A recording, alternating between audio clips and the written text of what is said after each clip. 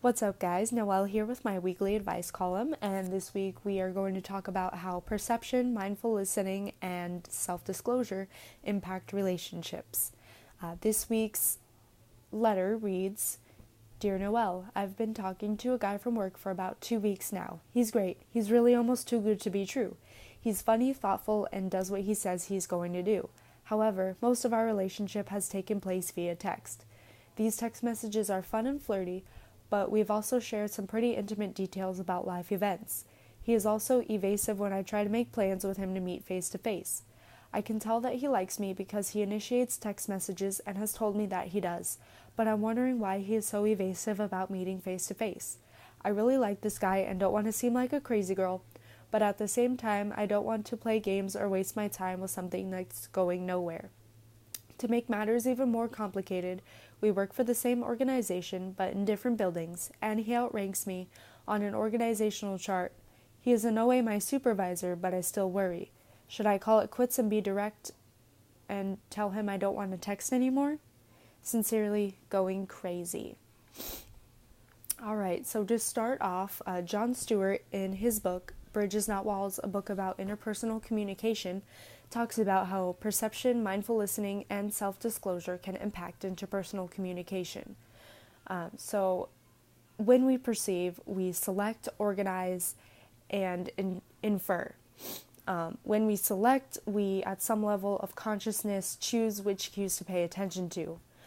Then we organize which cues we select, and infer by going beyond sensory cues to form our own interpretations.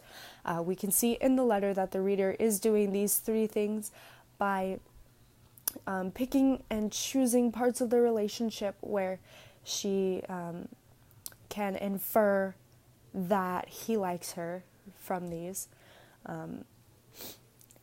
which may or may not be due to her own interpretations.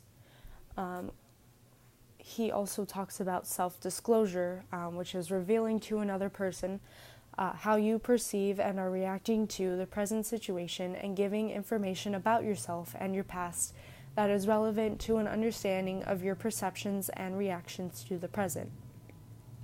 And the reader did share that they have exchanged some intimate and personal details about life events, which is good. However, they may not have disclosed enough information to have a strong relationship. And finally, Stewart mentions mindful listening, which requires you to see, hear, and feel with your whole being.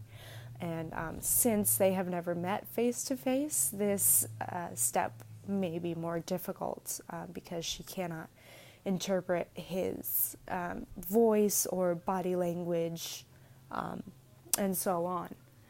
Another thing I found interesting was Harvard Business Review also reviewed a similar situation in a podcast with biological anthropologist Helen Fisher. Some advice that they offered was to perhaps investigate company policies of colleagues dating if you are unsure if it's allowed. And if it is allowed, to move forward with an invitation to lunch or out for some coffee so it's not too intimidating to either party.